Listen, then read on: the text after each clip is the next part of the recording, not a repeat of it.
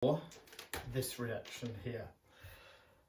We've got barium carbonate being decomposed to barium oxide and carbon dioxide. This reaction cannot be measured directly because it's an endothermic reaction. You can't measure exactly how much heat is needed to decompose the barium carbonate because you have to heat it, and you have to heat it very strongly. Now then, if we look up some enthalpy of formation data, which we can find in a data booklet. In the data booklet, we have some data for the enthalpy of formation for each of these substances. Now, I can write, because I know the definition for enthalpy of formation is the enthalpy change when 1 mole of a compound is formed from its constituent elements with everything in their standard states under standard conditions.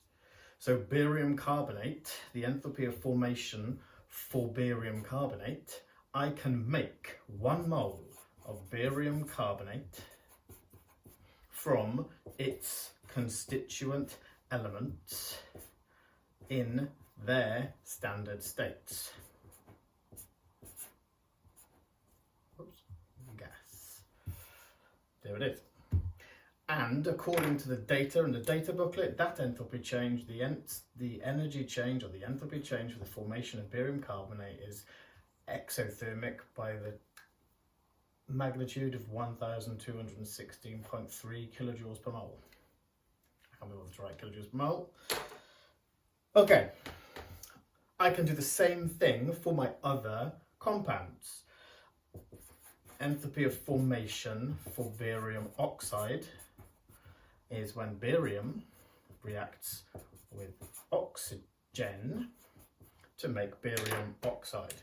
That has an enthalpy change of minus 553.5 kilojoules per mole.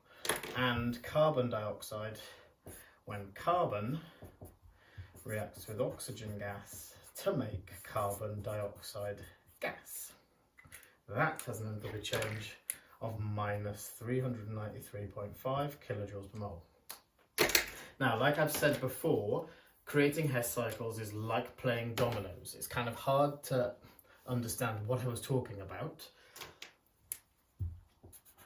when I couldn't show you this enthalpy of reaction. We want to find that one. We know these ones. We can play dominoes. We can match things up. Ooh, hello. Ooh, I can match up barium carbonate. I can match up barium oxide and carbon dioxide over here. Now what I can also do now, hang on a minute, barium, barium, carbon, carbon, 1.5 oxygens, 1.5 oxygens.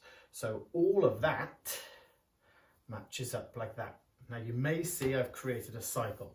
Now let me just write one out from scratch. We've been given formation data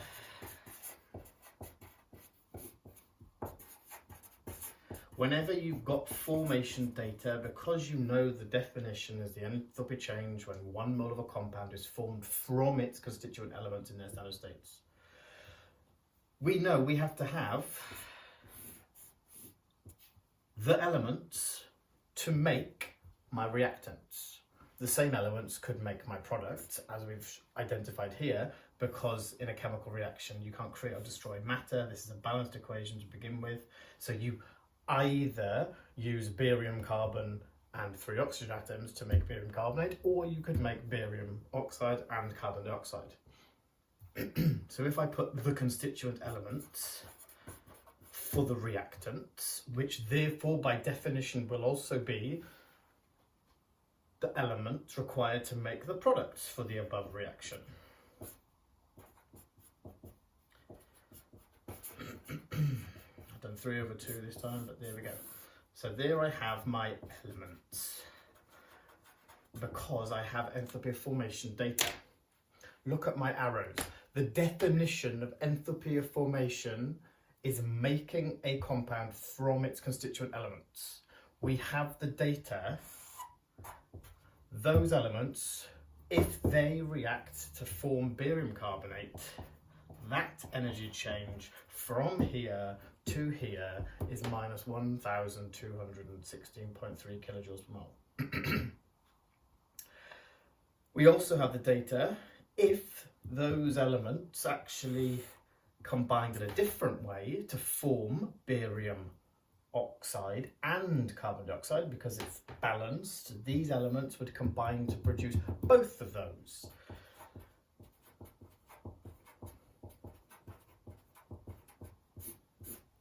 We can add that up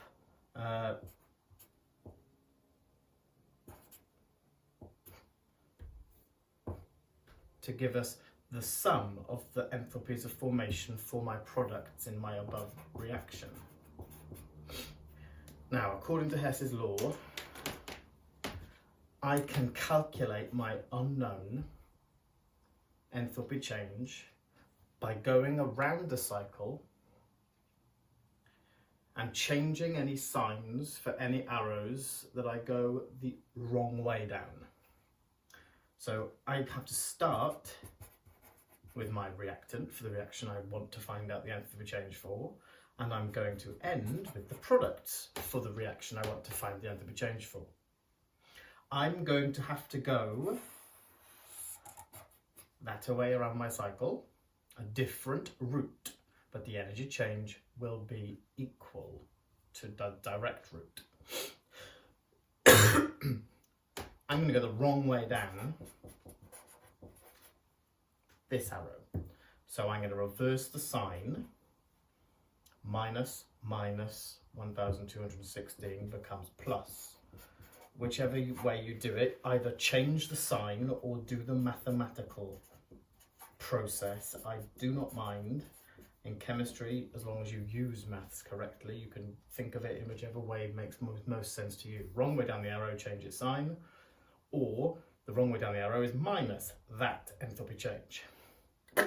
Then we're going to go the correct way up that arrow, so don't bother changing the sign. Or we're going to go the correct way down that arrow. Now both of these will give you the exact same answer mathematically. I've not got my calculator.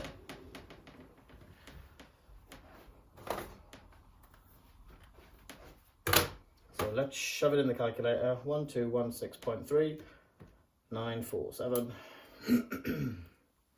So my final answer is positive 269.3 kilojoules per mole. Hess cycle number 1.